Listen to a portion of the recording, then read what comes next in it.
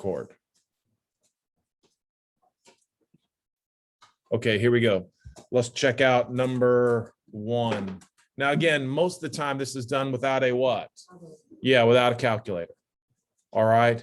So again, if you go home tonight and you're like, I don't really feel like multiplying 6 times 0.4, it's kind of lazy. All right. But do I really care? I don't really care because I'm assuming you can do 6 times 0.4. All right. But don't be too lazy. All right. Here we go. 6 times 0.4. Here we go. 2.4x plus what? 3y is equal to, I'm sorry, plus. What's 6 times 14? 84, right? 6 times 10 is 60. 6 times 4 is 24. 24 plus 60 is 84, but don't forget there is a what? Right, which is kind of nice here because minus what? Yeah, 8.4y. And of course, then we're just combining terms. So when you combine terms, you get and then minus what? 5.4y. All right, everybody okay with that? All right, now name the sets. Okay, so let's just review. The first set here, everybody needs to know the first set was natural. All right, natural numbers start with what? Very good. 1, 2, 3, dot, dot, dot. All right, and then whole numbers start with what? Very good. 0, 1, 2, dot, dot, dot. Then after whole numbers, there are what? Integers. All right. And integers are just what? Positives and negative counting numbers. All right. Still no decimals, still no fractions. All right. So we say dot, dot, dot, -2, -1, 0, 1, 2, dot, dot, dot. All right. By the way, natural number is abbreviated with N. Whole number is abbreviated with a what? W. Integer then is obviously abbreviated as a what? Good. Z. I have no idea why. All right. I is used in a different imaginary. All right. You'll learn about imaginary numbers. All right. Natural number, whole numbers, integers, and then comes rational. All right. Now, what's the definition of rational? What? That would be irrational. And we'll talk about that. But rational, I just want everybody to remember, is any number that can be written as a fraction. Any number that can be written as a fraction.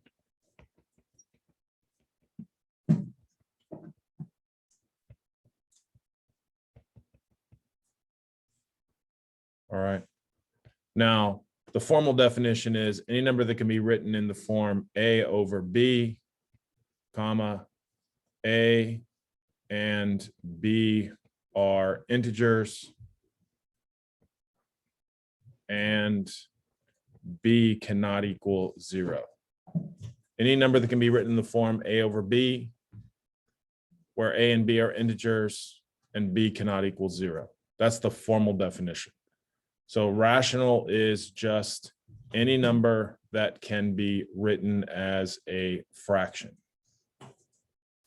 And then, of course, there is what? Irrational. All right. And basically, you're just going to write for irrational. It's just what? Cannot be written as a fraction. All right. Any number that cannot be written as a fraction. And by the way, rational was abbreviated, believe it or not, with the letter Q. Yeah, that's what I said when they told me that. N, W, Z, and Q. Natural, whole, integers, rational, irrational. So irrational is just any number that can not be written as a fraction. That's why sometimes on your calculator, when you hit math, enter, and you're trying to tell it to write it as a fraction, it cannot. All right. So what are examples of irrational numbers? Pi, very good. All right, there's another number you're going to learn a lot about next year. It's called E. Thank you very much. All right. And then someone said radical what? 7. Very good. Is radical 4 irrational? No, of course not. So if everybody takes the square root of 7 on your calculator and then tell the calculator to convert it to a fraction, it'll just say stay the same, 1 point whatever. All right. So again, if you type that in, all right, and try to convert something to a fraction and it does not convert it to a fraction, that means it is irrational. All right. Now, the other thing that's on a lot of standardized tests is the number 0.6 repeated. Is that rational? No. I mean, yeah. Yes, it is, because anytime the fraction or the decimal repeats or terminates, it is considered a fraction. So for example, 0.6 repeated is just what? 2/3, whereas 0.6 is just 3/5. All right. Remember, this terminates means that the decimal ends. All right. This is repeating. All right. So if it's repeating or terminating, it is rational. If it's non-repeating and non-terminating, that means it's irrational. All right. And then, of course, irrational, believe it or not, we just abbreviate IR for irrational. All right. And then right now, all of these numbers fit into the real numbers. All right. All of those are considered real numbers. So every number that you know about so far is what? Real. Next year, you will get into what's referred to as imaginary numbers. All right. But right now, we don't know anything about imaginaries. Yes, sir. Why is rational Q and irrational IR? Yeah, that's a very good question. And I think that would be something good for you to Google. All right. I really don't know. For as long as I've been teaching, I tell kids, I don't even know why they abbreviate them like that. All right. But if you want to abbreviate, those are the letters that you're supposed to abbreviate with. Okay. So for number 3, if we're doing number 3, then 3 radical 7 is just what? Yeah, is irrational. I don't really care that you put real down because all numbers are real. Okay, number 5, quickly. We're on number 5. Now, let's try to work on our mental math here, guys. Let's try to work on mental math. If I distribute the -3, what is this? And then when I add it to the other side, it becomes what? Come on. 12y. That's why we're practicing. 12y. Now, look, if for some reason you're going, slow down, all right, I understand that. All right, you're distributing. Everyone in here knows -3 times 2 is -6. Then I'm going to move it to the other side by adding 6. That becomes 12, correct? Equals. Now, if I distribute that -3, I get, but then I'm going to add 5. So what's -3 plus 5? 2. So thank you. So y is in fact what? Be careful. 1/6. Y equals 1/6. All right. Any questions? Any questions? Basic stuff. Basic. All right. Here we go. Let's look at number 7. Several ways to do this. All right. One way is to eliminate the fractions. All right. If I want to eliminate the fractions, I could just multiply everything through by what? By what again, Morty? 12, or whoever said that. Sorry. Thank you. 12. If you multiply everything through by 12, all right, that will eliminate the fraction and it's easier to solve. All right. So what's 3/4 of 12? Wait, 9. Yeah. See, you guys are parrots. All right. What's 12 divided by 4? Always do the division first and then do the multiplication. So there we have 9, right? Minus what?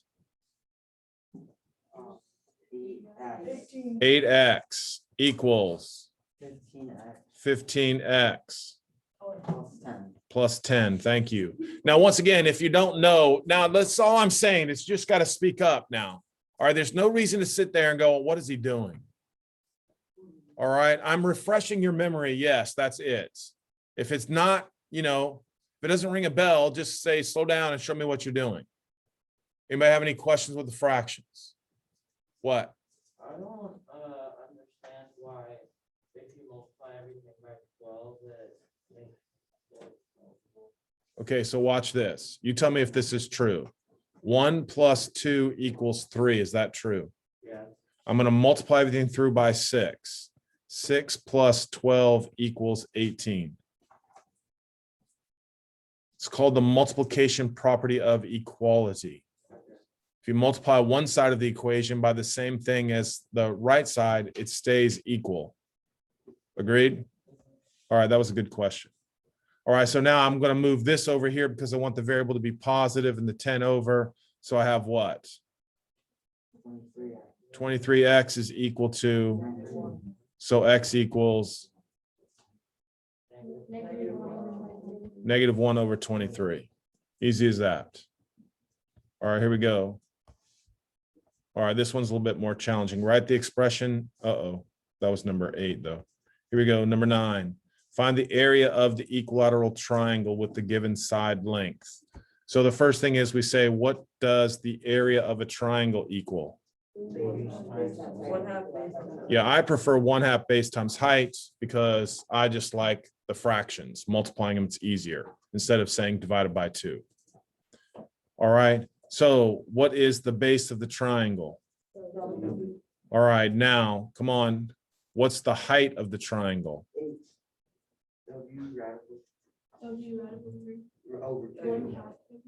Yes. 1/2 W radical 3 or radical 3 over 2W. I like that. Radical 3 over 2W. Anybody have any objections to that? We only did that 1,000 times this year. All right. It's a 30, 60, 90 triangle, correct? All right. So if I drop it down, all right, this is W over 2 times radical 3. That's how I got the height. So then the area of that triangle is just what? Square root of 3 over 4 W squared. So that actually is the formula for the area of an equilateral triangle. If you know the side, you can just square the side, multiply by square root of 3 over 4, and that's always the area. But who cares? All right. Anybody have any problems with that? All right, here we go. Solving for H. Everybody should be able to look at that and just say, obviously, H is equal to what? What? Got 1 R, right? What are you? Go ahead, Brady. H equals. A minus 2 pi r squared over 2 pi r. That was easy. That's the answer. Right. Again, we're isolating what letter, guys? H. So if it doesn't have an H, you have to move it. So I move the 2 pi r squared over to the left. And when I move it, I do what? Subtract. Now all of this is combined with multiplication with the H. So to undo that, I just do what? Divide. Now, again, I don't think that's particularly hard. It looked hard at first, right? And most kids get confused because they see a bunch of letters. All right. Anybody have any questions with 11? All right. So number 13, obviously, R is equal to, come on, guys, work backwards. Thank you very much. Cube root of what? No. What are you talking about? Uh-oh, here we go. No, we don't divide a fraction. No, not Brady. You don't know what? V times 3/4. No. Say it again. Bo, let's hear it. Loud and proud. V times 3/4 pi r cubed. Wrong, wrong, wrong. We have filmed this before. Come on, Watson, what did you say? I didn't hear you because you're masked, sorry. Shh, I don't know. What are you talking about minus? There's no addition involved. Nah, we don't divide by fractions. First of all, if you want to eliminate a fraction, you multiply by the what? Reciprocal. So I would like for you to say the 4/3 on this side is the same as what? 3/4 on this side. Now I'm multiplying by pi. So I should what? Divide by pi. To undo a cube, yes, a cube, I do the what? Cube root. So my answer is 3v over 4 pi cube root. Now, because we are brilliant, I also want everyone to write parentheses, 3v over 4 pi raised to the what power? To the 1/3. Thank you very much. It can't be 3. 3 would be cubed. Is everybody okay with that? Anybody have any questions? I know it's been a while. All right. That's why I'm saying speak up. All right. Anybody having any issues? All right, here we go. Let's let the fun continue. Solve each inequality, graph the solution set, and write in interval notation. All right, so we have to remember interval notation. All right, so here we go. 15, I'm going to do what?